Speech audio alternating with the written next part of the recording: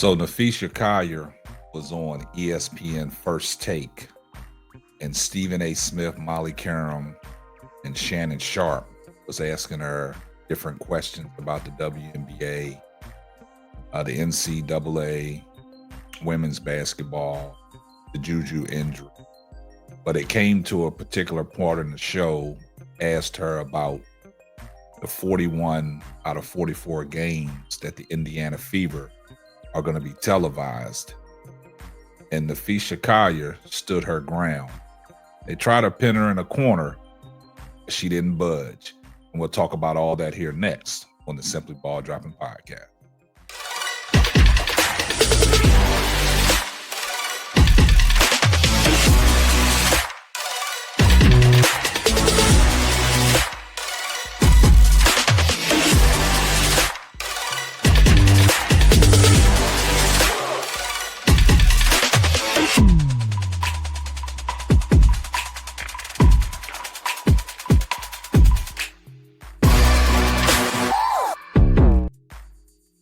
Well, Napheesa Collier went on ESPN First Take, and they had an interesting conversation when Stephen A. Smith and Molly Karam and Shannon Sharp was asking her some particular questions about women's basketball. And right now, women's basketball is hot. We know we got the NCAA tournament going on, and we got the sad news of Juju Watkins. She's out with a torn ACL. And they was asking Napheesa Collier some questions about what she thought about what's going on in the NCAA.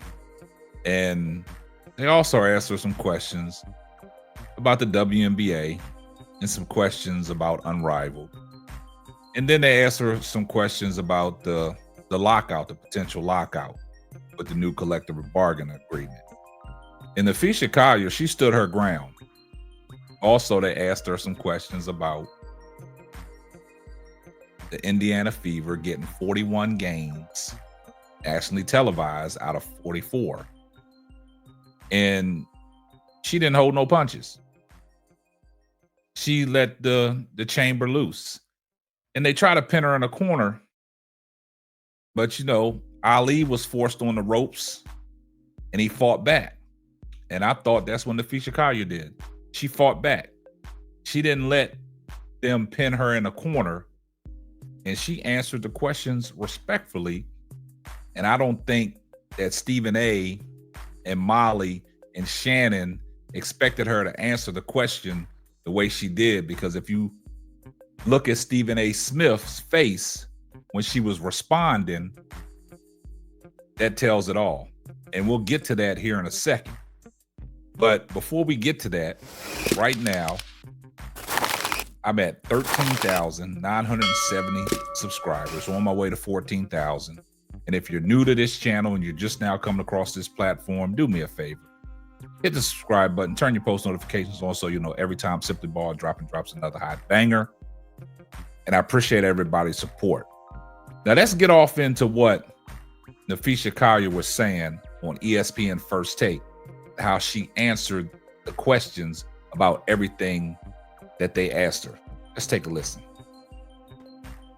Napheesa, let me ask you this. I want to transition here. You were very vocal about a possible 2026 lockout for the WNBA players amid CBA negotiations. What's your biggest priority with those negotiations? No one wants a lockout. But I think we have to stand firm in what we think we deserve in this new CBA. Mm-hmm. The atmosphere of women's sports is changing, and we think we need to get paid accordingly. And so we're definitely going in with that mindset where we don't want that to happen, but we are willing to do what it takes to get what we think we deserve. How much of a better position do you think you're in now as a collective body to receive what you want, Napheesa, compared to what you may have been, say, a year or 2 years ago? I think we're in a great position. I mean, as you guys have seen, the sport is just exploding. I mean, you saw it with the viewership in the WNBA last year, with Unrivaled this year. like people are tuning in. And so I think we're in a really great position where we have all the leverage as players right now. We have the most leverage we've ever had as WNBA players, and we have to use it to our advantage. Like the time for change is right now, and so we have to take advantage of it.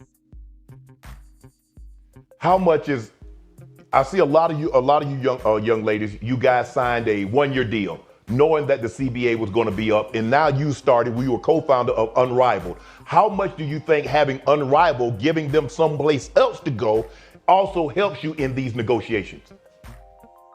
I think a lot. Having options is never a bad thing, right? And then also it's going to be really crazy at Unrivaled next year with, I think it's like 80% of the league is off their contracts. Everyone but rookies are off their contracts. Plus we have 2 new teams, so 2 expansion drafts as well. It's going to be like the Wild West out here. It's going to be crazy. And so the fact that, we are going through these negotiations with really like extreme things that, a lot different than the CBA that we had before. We're asking for a lot more.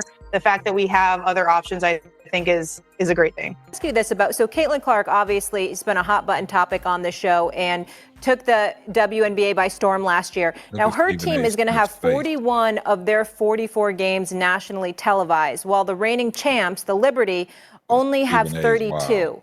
Was this a fair move by the W? I think it's 2 things. Obviously people want to watch Caitlin play, and so you have to put the people on TV that people want to see. But at the same time, like there's stars all over the league, and you want good basketball as well. Obviously Indiana, especially like with their free agents, they're gonna be a great team. But to not have the defending champs on TV more, I think it's kind of crazy. It doesn't have to be where you're taking games away from Indiana, but I think you can raise the level of TV games for the other teams as well. Why is that an issue? I asked this question respectfully, Napheesa, because I remember in the 80s, for example, when Magic Johnson and Larry Bird took the NBA by storm and they were winning championships, competing for championships, but then this dude named Michael Jordan came along. And Michael Jordan came along and he wasn't yet winning championships, but his popularity was so astronomical that the NBA practically marketed everything they could around this guy. So to know that there's an example like that as a shining example to be followed that could benefit the league, particularly down the road, why is that an issue when we've seen that such a marketing plan has worked in the past? I don't think it's an issue. I do think Caitlin's a star. And like I said, people want to see her, and we are trying to grow the league. Like you need to put on TV the players that people want to see.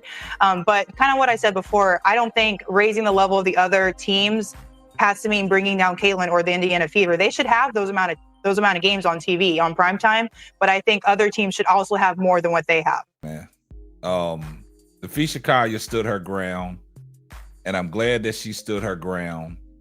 And what was very interesting out of that, when Napheesa Collier was talking about the CBA, she made it clear on what they wanted and the leverage that they have. But when Angel Reese was on her podcast and she said some things, everybody took it out of context. And just like Pat Bev said, when Angel Reese talks, everybody listens. So they took that out of context. But nobody has a problem with Napheesa Collier saying what she said. But this is what I want to talk about in this particular video. When they talked about the 41 games that the Indiana Fever are going to have on national TV, Napheesa Collier basically stated that the defending champions of the WNBA, the New York Liberty, don't have as many games as the Indiana Fever. And she said that's crazy. That's crazy work. They try to pin her in a corner, but I'm glad that she answered it the way she did. And then she also saying the same thing that we've been saying for the longest.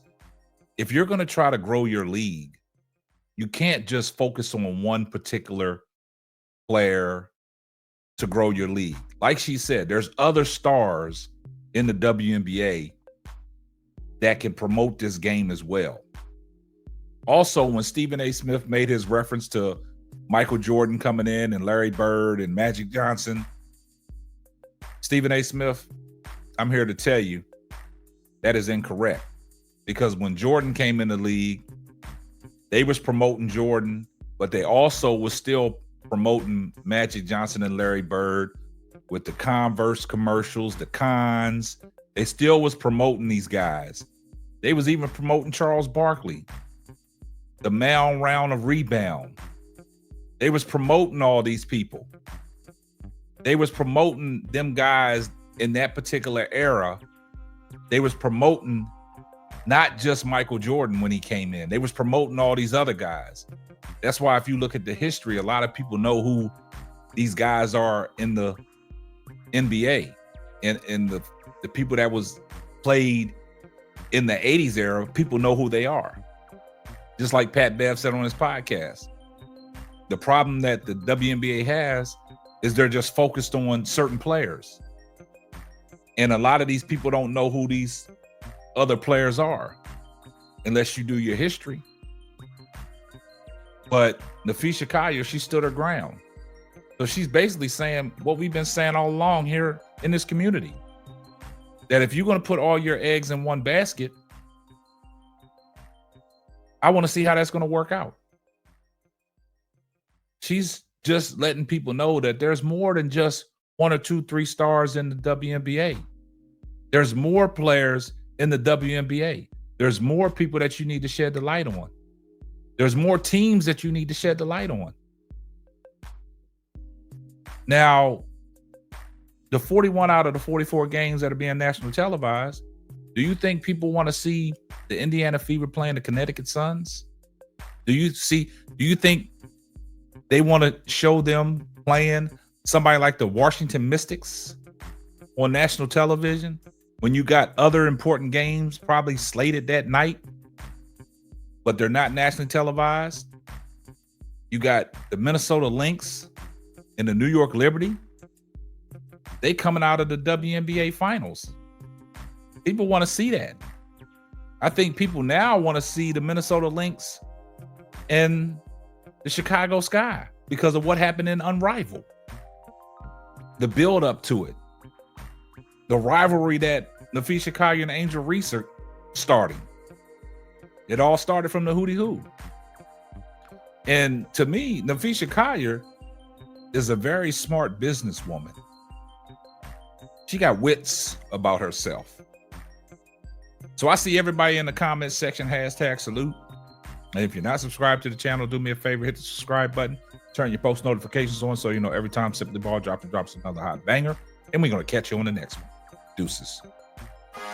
Thanks for listening to the Simply Ball Dropping podcast. Be sure to subscribe, like, and share on all major platforms. That's all, folks.